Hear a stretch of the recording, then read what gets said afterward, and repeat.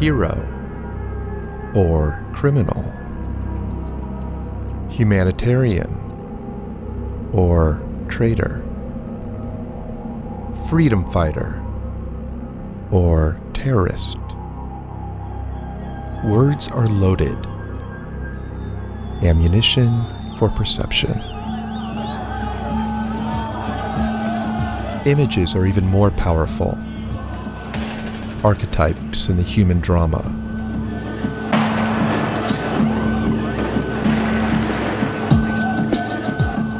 Terrorism is a brick crashing through the window of the Western world.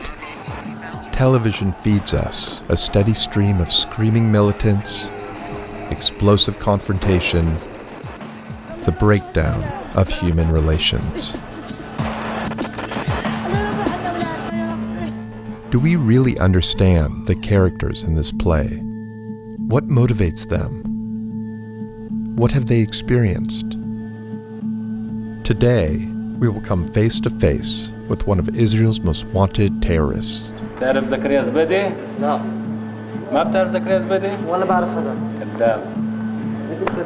We will try to understand the man behind the mask.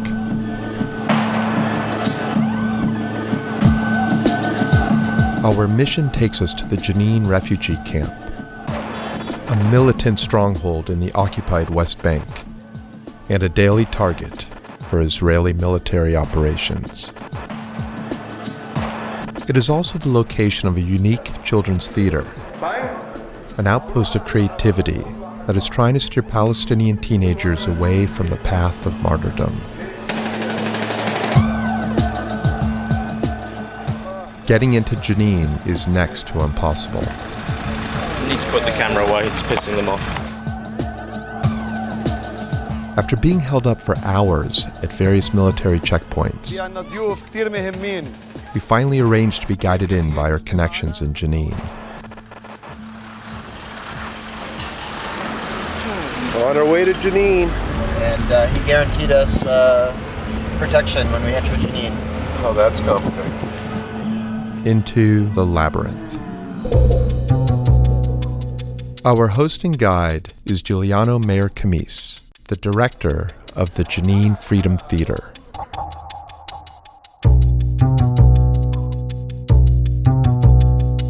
Giuliano is the son of Arna Mer-Khamis, a legendary Israeli human rights activist. لا حرية بدون علم، لا سلام بدون حرية، والحرية والسلام لا يتجزأ، لا يتجزأ.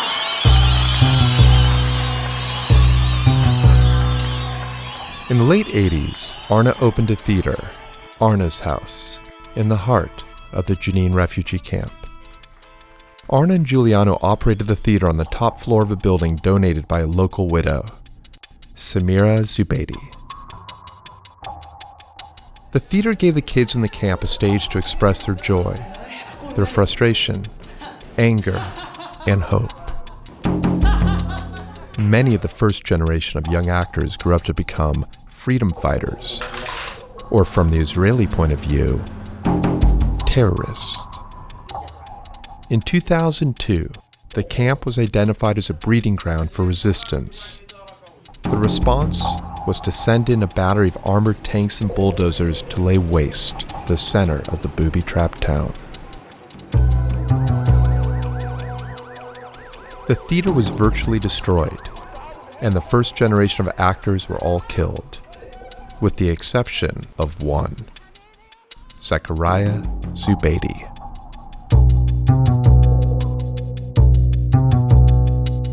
Giuliano led us through the streets of the camp, through the flashpoints of recent history. They asked you if you can go see the graveyard, which a lot of the brothers and fathers are there.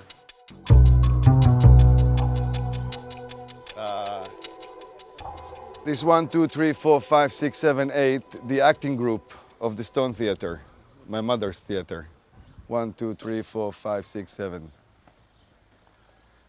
There's only one left alive. It's such a bizarre situation. Yeah. I have to say, I've traveled all over the world. This one takes the cake. This reminds me of being in like the gang neighborhoods of South Central, but much worse. You know, the street rioting, but this is much, much worse. Yeah. Do soldiers come in here often, the Israeli Every soldiers? night. Every night? Every night. There's a daytime and there's a nighttime in Jenin. Yesterday, a nice guy, he was in the theater, but not an actor. Right. His brother was in the theater, he wanted to be the stage manager. He was shot by 6 bullets yesterday. As we move deeper into the heart of the camp, Idolatry the Martyr tattooed and papered every wall. This is the guy who was killed yesterday. This was killed 2 weeks ago. This is 3 weeks ago. The problem of the propaganda, this guy had never had weapons in his hand. Right. But to make out of him a hero, when he dies, they put weapon in his hands. Maybe they look very tough, but they were killed like when they were sitting in the cafes and riding cars, and special forces come in with disguised cars, jump, and they go. At ground zero of Jenin's culture of the martyr, one individual rose like a phoenix from the ashes. حيث تم وضع أبوة ناسفة داخل مجمع مركز في تل أبيب وقد أسفرت عن مقتل 2 وإصابة 20 من الصهاينة حسب المعلومات الأولية باعتراف العدو الصهيوني. Terrorist, or freedom fighter. This was the man it was my destiny to meet. He is very good because he is the one who says Jews are allowed here as long as they come for peace and freedom. And he is considered one of the most dangerous terrorists in Palestine. And now you're going to meet the most dangerous terrorist in Palestine. It's so simple though. You realize, at least for me on this trip, if you just take the time to get to know someone, everyone's the same.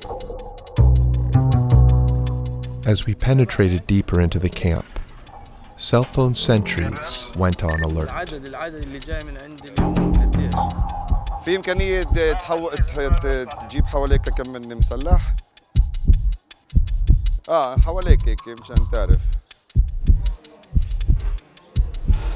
طيب شوف كيف. Okay, we 1 minute, just they're gonna secure the place. Security?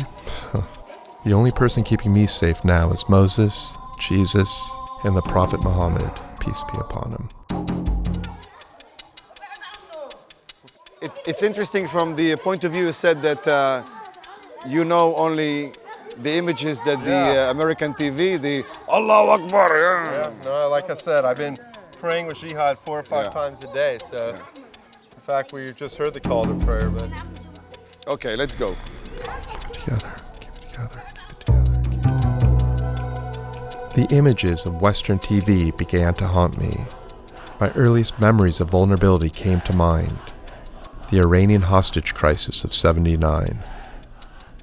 And now, walking under the banners of Saddam Hussein, I thought of Daniel Pearl. I had Giuliano by my side, but I had to keep my cool. شو انت صرت زعيم كبير مبين. طب خلص ها. حبيب قلبي اشتقت لك يا عمي كيف انت؟ حبيبي. Charlie, this is Zacharias Beidi, Roger.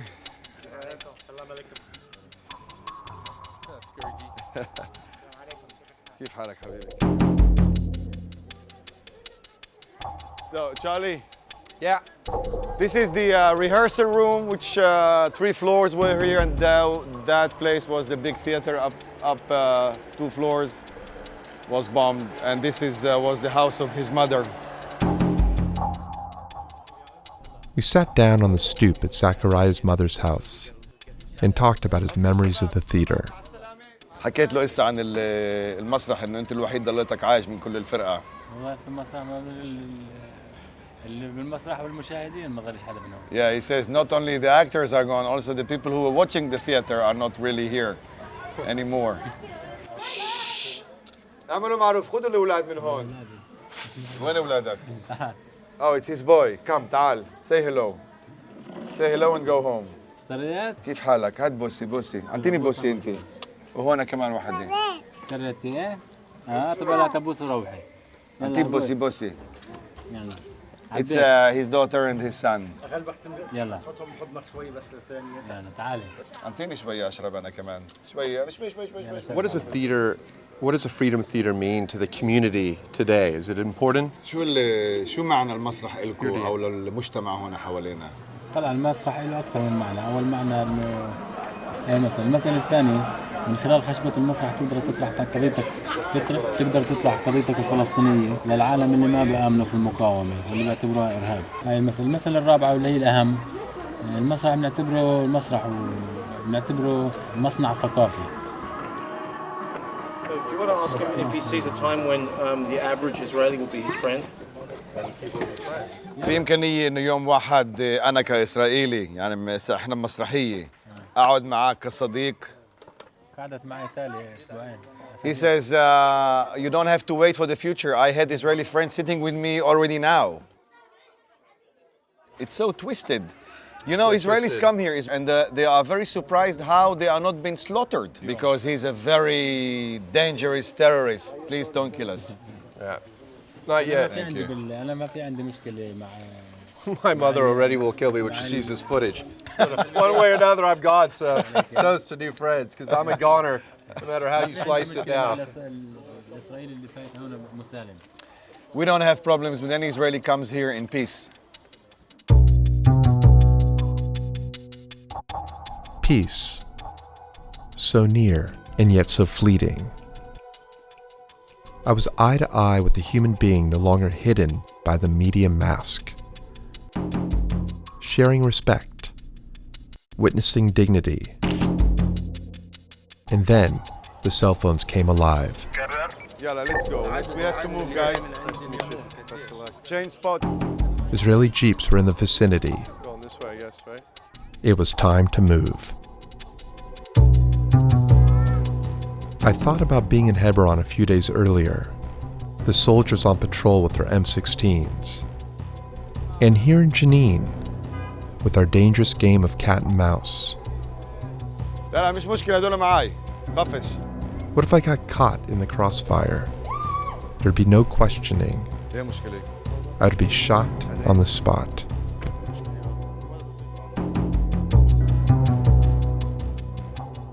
Jenin perplexed me. As we moved through the camp, my fear of the terrorist was tempered by kindness and friendship. And yet, I was still questioning the iconography of the freedom fighter. Why the attachment to the gun? Very interesting. He says, don't think that I believe that in my weapon I can free Palestine. I more believe that the stage is much more effective. Me holding a weapon is just to get you understand and see that we are occupied. We are resisting something wrong. But I don't believe that this weapon gonna free us. So strange our fascination with the gun. A symbol for freedom, but really a symbol of death. As we made our way to the Freedom Theater, we had to say our goodbyes. With the troops nearby, it was no longer safe. I felt partially relieved, but I liked Zachariah and wondered about his fate. When I'd seen him with his kids, I realized we all want the same things in life. For our children to have a better chance, to be there and to help them find their happiness. Would Zachariah be alive next week, next month, tomorrow? By what miracle could Zachariah Zubeidi survive?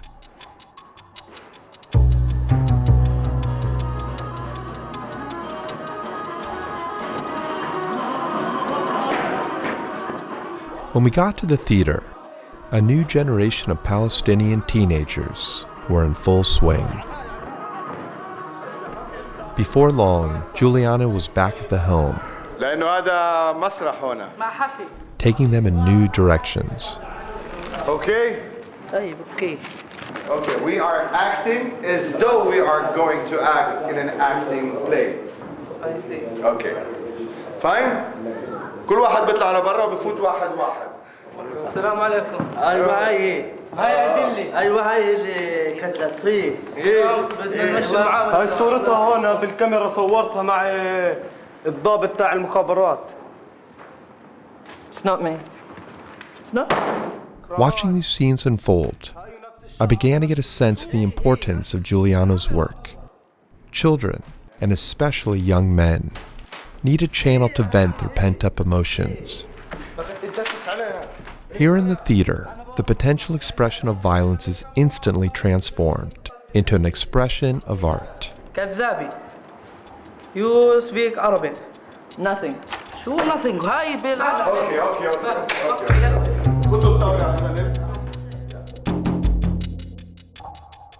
During one of the breaks, I noticed some activity over by the stage door. Giuliano ducked outside to discover an unexpected visitor. Assalamu alaikum. After a 16-year absence from the theater, Zachariah had decided to come back home. Inside, Zachariah sat alone and watched a scene similar to what he might have acted out 16 years ago. It wasn't long before he was called back up on the stage. الإسرائيلي. أنت الإسرائيلي وهو؟ أيوة. هو الفلسطيني. أوكي.